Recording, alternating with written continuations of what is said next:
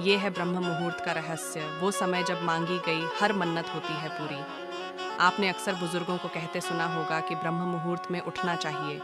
क्या कभी सोचा कि ऐसा क्यों कहा जाता है और आज भी घर के बुजुर्ग ब्रह्म मुहूर्त में उठकर क्यों बैठ जाते हैं? दरअसल हमारे शास्त्रों में इसका रहस्य छिपा है जो हमारे बुजुर्ग जानते हैं।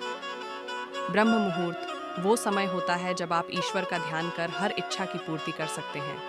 ब्रह्म मुहूर्त का समय सूरज के उगने से 1 घंटे 36 मिनट पहले का वक्त ब्रह्म मुहूर्त होता है। इसे देव का समय माना गया है, जो 48 मिनट का होता है। ब्रह्म देव ने ही सृष्टि की रचना की, ये समय उन्हीं का होता है। शुभिलाइम ब्रह्म मुहूर्त हर देश में हर दिन अलग होता है, जो सूरज के निकलने के वक्त पर निर्भर करता है।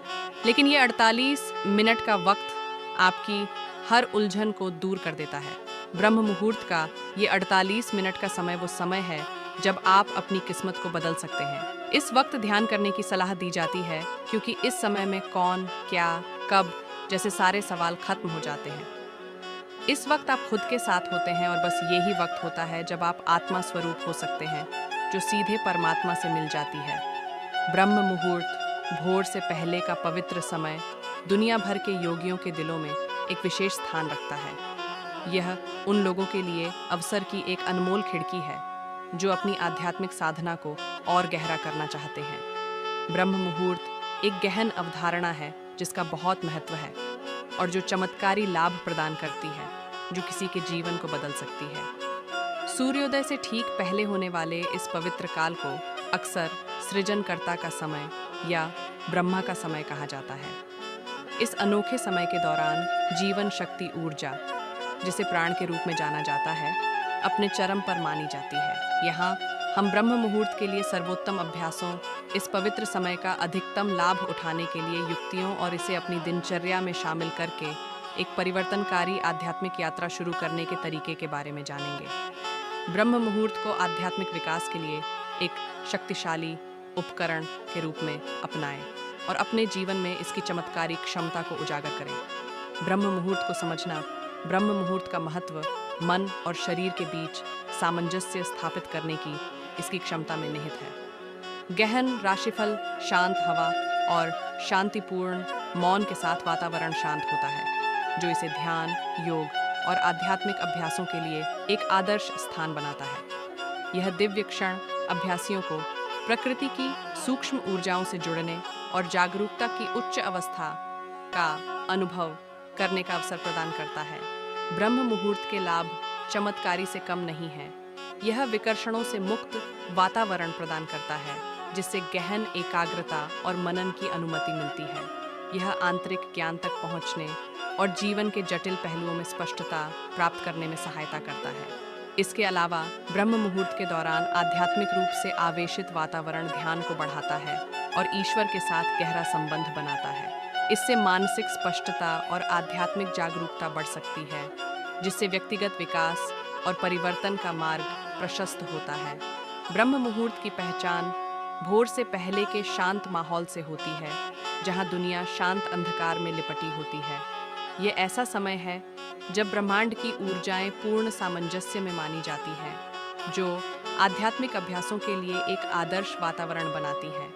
सुबह के शुरुआती घंटों का गहन मौन व्यक्ति की अपनी आंतरिक आत्मा और प्रकृति की सूक्ष्म ऊर्जाओं से जुड़ने की क्षमता को बढ़ाता है। मन साफ रहता है और दैनिक जीवन की व्यस्तताओं से मुक्त रहता है, जिससे गहन एकाग्रता और आत्म जागरूकता बढ़ती है। ब्रह्म मुहूर्त की इस पवित्र खिड़की में व्यक्ति अपने दिन की शुरुआत करने के लिए आदर्श सेटिंग पाते हैं, न केवल शरीर को जागृत करके बल्कि आत्मा को भी जागृत करके। यह आंतरिक परिवर्तन और आत्म साक्षात्कार की खोज में गहन महत्व का क्षण है। आध्यात्मिक लाभों के अलावा ब्रह्म मुहूर्त उत्पादकता बढ़ाने में भी मदद करता है। इस समय शरीर और मन सबसे ज्यादा सतर्क और आराम की स्थिति में होते हैं, जिससे यह समय केंद्रित, काम और रचनात्मक समस्या समाधान के लिए अनुकूल होता है। ब्रह्म मुहूर्त के दौरान क्या न करें? ब्रह्म मुहूर्त की पूरी क्षमता का दोहन करने के लिए कुछ प्रथाओं से बचना चाहिए। खाने और पीने।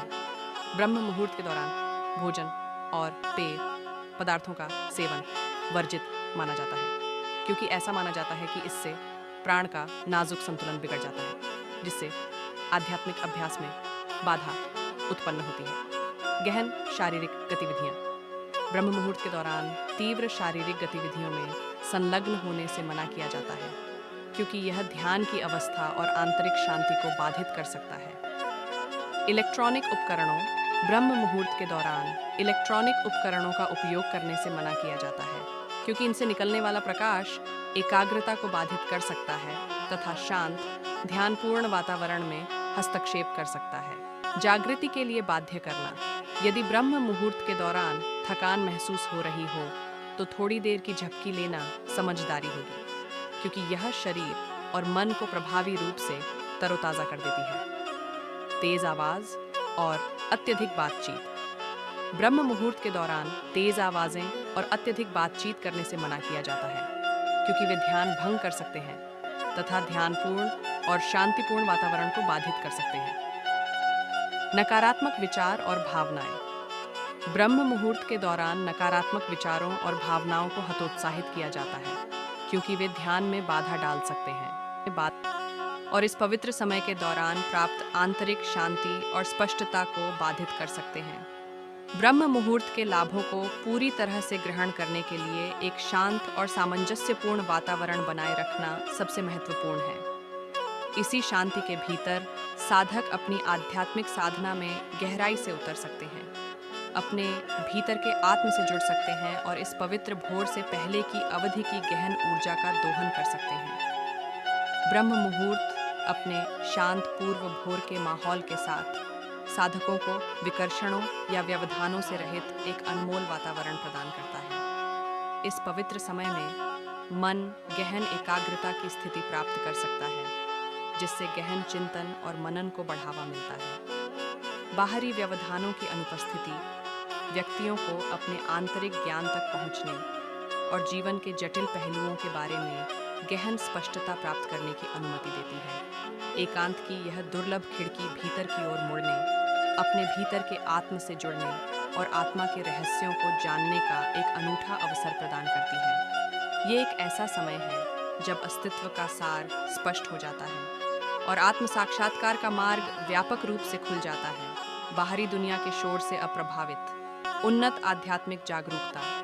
ब्रह्म मुहूर्त अपने आध्यात्मिक रूप से आवेशित वातावरण के लिए प्रसिद्ध है, जो इसे ध्यान और आध्यात्मिक प्रयासों के लिए एक आदर्श कैनवास बनाता है। इस शांत कोकून के भीतर साधक सांसारिक विकर्षणों से परे ईश्वर के साथ एक गहन संबंध का अनुभव करते हैं। यह एक ऐसा समय है जब स्वयं और ब्रह्मांड के बीच की सीमाएं धुंधली हो जाती हैं, जिससे आध्यात्मिक क्षेत्र के साथ एक गहरा, अधिक अंतरंग संवाद स्थापित होता है। ब्रह्म मुहूर्त के दौरान प्राप्त आध्यात्मिक जागरूकता असाधारण परिमाण की मानसिक स्पष्टता की ओर ले जाती है। यह स्पष्टता समृद्ध आध्यात्मिक दृष्टिकोण के साथ मिलकर व्यक्तियों को अपने अंतरतम स्व को तलाशने, उद्देश्य की तलाश करने और आत्म साक्षात्कार तथा जीवन की जटिल ताने बाने की गहरी समझ की ओर एक परिवर्तनकारी यात्रा पर निकलने की शक्ति प्रदान करती है। उत्पादकता में वृद्धि।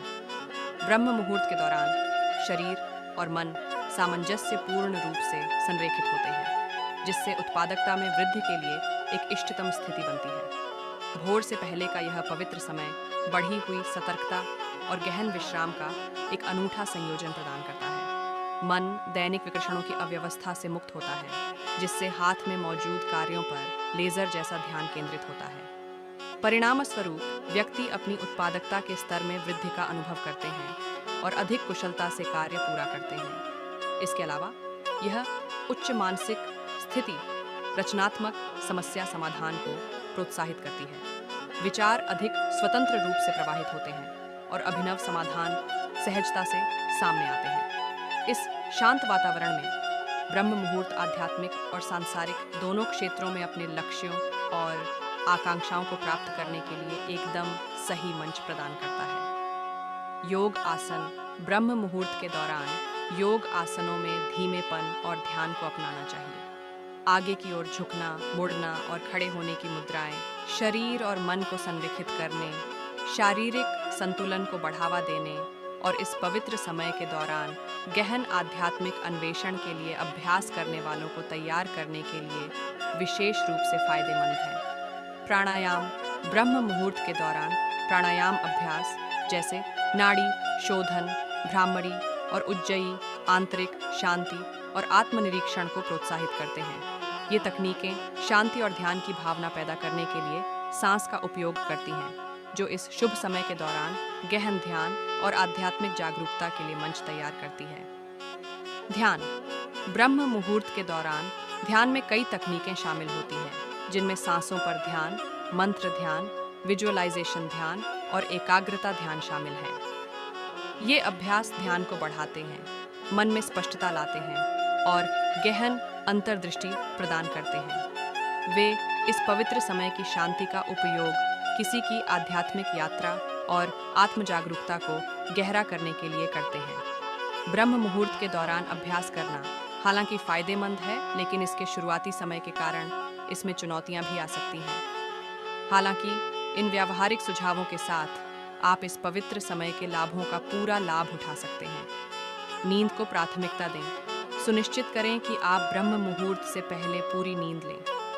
अच्छी तरह से विश्राम किया हुआ शरीर और मन गहन आध्यात्मिक अभ्यास में संलग्न होने के लिए बेहतर रूप से सुसज्जित होते हैं। एक दिनचर्या स्थापित करें। नियमितता बहुत ज़रूरी है।